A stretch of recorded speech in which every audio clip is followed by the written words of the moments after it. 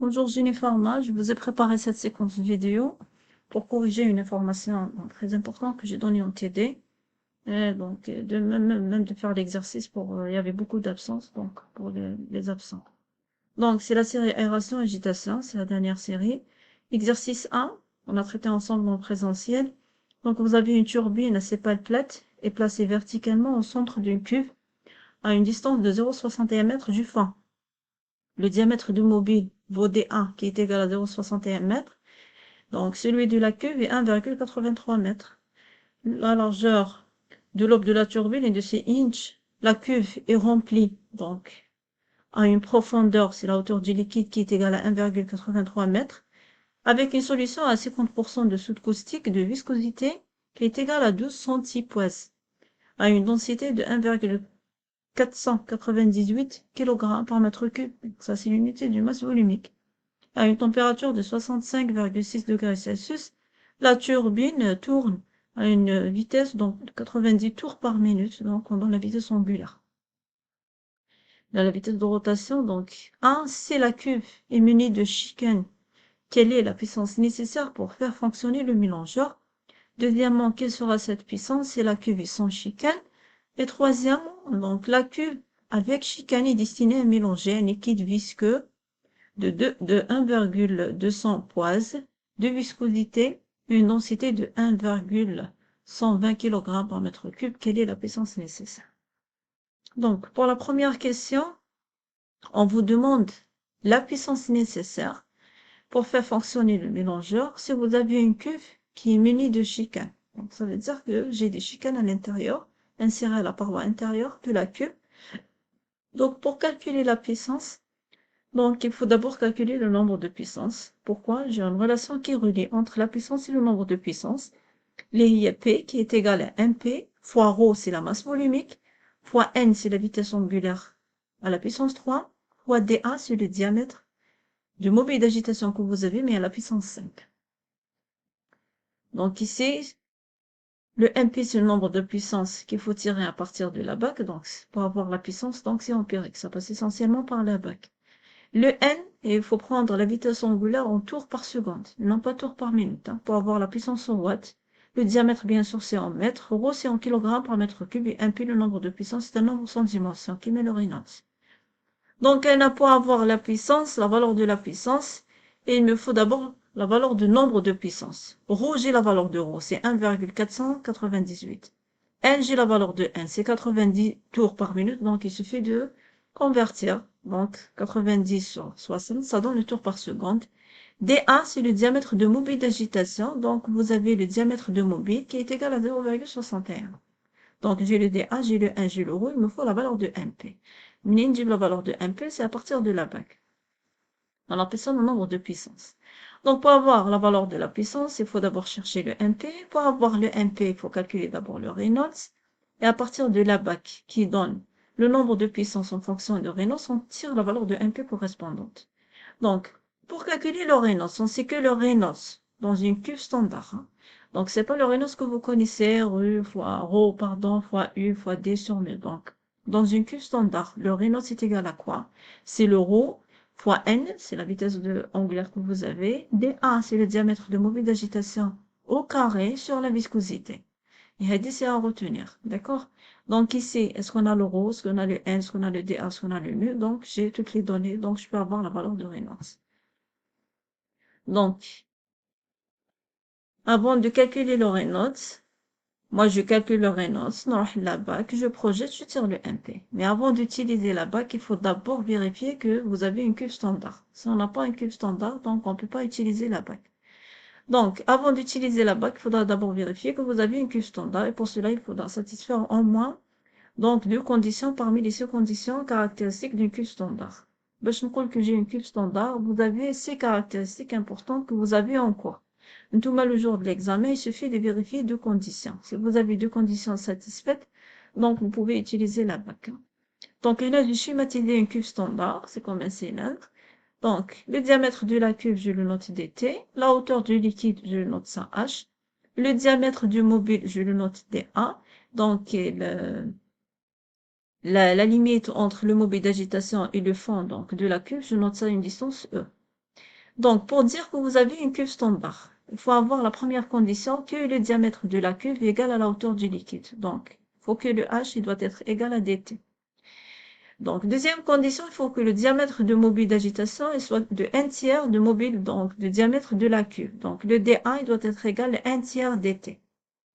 Troisième condition, donc il faut que le E, donc la distance entre la limite du mobile et le fond de la cuve, doit être égale à le 1 tiers au diamètre de la cuve. Comme la hauteur du liquide, donc ici je reviens à l'exercice, à l'énoncé. La hauteur du liquide remplie à une profondeur de 1,83. Donc un dH qui est égal à 1,83. Et vous avez le diamètre de la cuve, comme le diamètre de mobile c'est 0,61 et celui de la cuve est 1,83. Donc là j'ai déjà la première condition. Grand H égale à grand D, indice T, donc le diamètre de la cuve. dA c'est 0,61 et doit être égal au 1 tiers du diamètre de la cuve. Si je divise 1,83 par 3, ça donne le 0,61. Donc, on est déjà la deuxième condition satisfaite. Troisième condition, c'est que la hauteur entre le mobile et le fond, elle doit être égale au 1 tiers du diamètre de la cuve. Le diamètre de la cuve, c'est 1,83.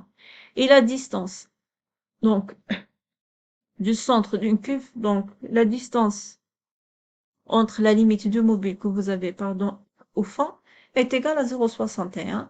Et donc, le 0,61, est-ce qu'il est de 1 tiers de dt? Oui. Donc, si je divise 1,83 par 3, ça donne le 0,61. Donc, ça veut dire que j'ai réellement une cuve standard. Donc, on peut utiliser la bague et tirer le nombre de puissances. Donc, pour l'exercice, donc dt c'est 1,83, h c'est 1,83, donc dt égale à h. Vous avez un dA qui est égal à 0,61, donc 1,83 divisé par 3, ça donne le 0,61.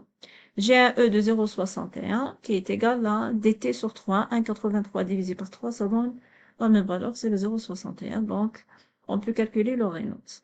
Avant de calculer le Reynolds, le N headache, il doit être en tours par seconde. Donc, le N, c'est 80 tours par minute, 90 tours par minute. Donc, je divise par 60, ça donne le 1,5. Donc, je passe au calcul de Reynolds. Rho, comme c'est 1, 498. Le N, c'est 1,5. Le diamètre de mobile, c'est 0,61 au carré. La viscosité, donc, c'est donné en centipoise. Donc, là, il faut convertir. Ça doit être en pascal par seconde. Donc, c'est 12 centipoises, donc c'est 10 puissance moins 2 poises. Le poids, c'est 10 puissance moins 1 poiseux. Le poiseux, c'est le pascal seconde.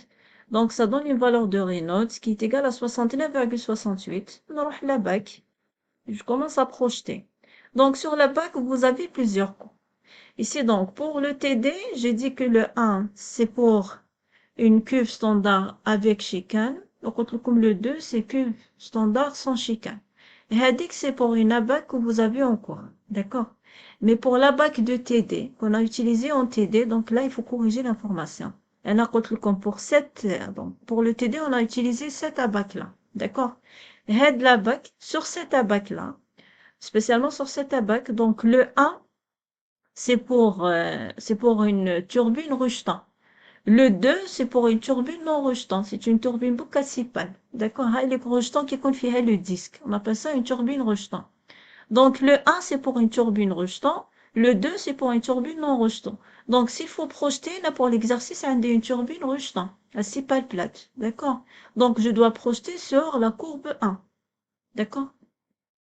Donc, pour la première question, je projette sur head la courbe. Et pour la deuxième question, donc, je projette sur la même courbe. C'est toujours la courbe 1. Là, en présentiel, pour la première question, on a projeté sur cette courbe-là. Donc, grand A. Et pour la deuxième question, on a projeté sur le grand 2. Donc, c'était faux. D'accord? Donc, il fallait projeter et pour la première, et pour la deuxième, et même pour la troisième sur la même courbe. C'est le grand 1 pour une turbine rejetant. Là, on ne donne pas la différence entre chicane et sans chicane. Mais sachez qu'il y a une autre bac. Et si vous vérifiez sur le cours d'Iacon, vous avez les deux. Comme Hadi, comme une autre bac qui donne donc pour une cuve, pour une turbine rejetant, pardon, on donne les deux courbes avec et sans chicane. D'accord? Là, c'est confondu. Je sais pas si par rapport à l'échelle ou là, c'est confondu. Mais sachez que qu'il y a une autre bac qui donne donc pour toujours une turbine rejetant, mais c'est avec et sans. Donc là, il faut corriger l'information. Donc, si vous avez cette abac, le jour de l'examen ou le rattrapage ou là, donc le 1, c'est pour rejetant, le 2, non rejetant. Donc, mais qui m'a comme le 1, c'est pour avec, c'est toujours rejetant avec chicane, et le 2, c'est rejetant sans chicane. Là, le 2, c'est pas rejetant. D'accord? Donc, ici, j'ai un Reynolds de 69,68. Je le positionne sur l'axe des X. C'est échelle logarithmique. Donc, 10. Après, donc, la première gradation, c'est 10, ça veut dire c'est 20, 40, 60. Donc, 69, 68, c'est pratiquement 70. Donc, c'est la moitié entre 6 et 8. Donc, là, verticalement, vers quelle courbe? Vers la courbe 1. Pourquoi le 1? C'est la courbe correspondante, donc, à une cuve, donc, standard avec turbine rejetant, avec chicane et sans chicane. D'accord? Là, on est dans le cas, donc, avec chicane. On aura l'axe des ordonnées, je tire la valeur de 1P, je trouve un 1P qui est égal à 4. On dit le 1P, donc, je peux calculer la puissance. D'accord? Donc, ici, j'ai la puissance, je calcule la puissance. Alors, pour une cuve sans chicane pour la deuxième question, donc, c'est la même procédure. J'ai le même Reynolds. Donc, je vais projeter automatiquement sur la même courbe, autrement avec et sans chicane. Donc, c'est confondu. Donc, je tombe sur le même nombre de puissances. Et en théorie, pour le compte que pour un Reynolds qui est inférieur à 300, vous avez toujours le nombre de puissances avec qui est égal au nombre de puissances 100. Heilig, donc, c'est à partir de la courbe. Regardez. Pour un Reynolds qui est inférieur à 300, c'est linéaire. Vous voyez? Ça donne la même valeur, hein. D'accord? Pour le régime laminaire ici, pour un Reynolds inférieur à 300, donc le nombre de puissance est le même. Pour une cuve avec chicane ou là une cuve sans chicane. Tout le monde comme un Reynolds de 69. Donc on est dans l'intervalle. C'est toujours inférieur à 300. Donc on dit le même nombre de puissance. Mais pour le calcul de puissance, la puissance elle n'est pas la même. Pour une cuve avec et sans. C'est quoi la différence? Si vous avez une cuve sans chicane, c'est vrai que vous avez le même nombre de puissances, mais pour calculer la puissance, il faut multiplier par un facteur de correction. D'accord? Donc, il faut calculer le MP corrigé, en quelque sorte. Avec le MP corrigé égale le MP sans chicane, si je donne la bague. Donc, multiplier fois le nombre de fruits à la puissance m. Le nombre de fruits, donc, il connaît comme, d'accord? Et vous avez le petit m headek, ou le A, ou log de Reynolds sur B. A et B, c'est des constantes, ils me donnent comme le fournisseur. Donc ici, Madame Chabani, elle a oublié de donner les valeurs pour l'exercice. Mais j'ai donné ça donc en séance de TD, donc on garde les mêmes valeurs. Donc pour la puissance, donc il suffit là de calculer le nombre de fraudes à partir de l'accélération, la viscosité et la densité que vous avez. De calculer le M, comme la valeur de Reynolds, comme le 1, comme le B, c'est combien. J'ai donné les, donc je me rappelle pas des valeurs, donc j'ai donné les valeurs en TD. Donc, ça donne, je pense, un M de moins 0,021.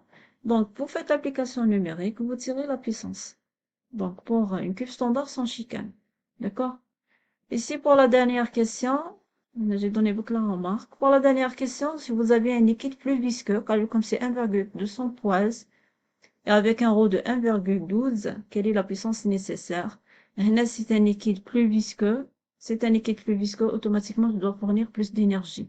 Donc, si vous faites le calcul, donc, il faut impérativement avoir une valeur qui est supérieure les deux puissances, de la première et de la deuxième. Donc, ici, je recalcule le Reynolds, donc ça donne une valeur de 5,2. Donc, c'est le rho, nouveau rho, fois n, c'est le même n, fois le diamètre, c'est le même diamètre de mobile d'agitation. On a changé uniquement donc le liquide. C'est juste les caractéristiques du liquide, physico-chimique du liquide et type de l'eau.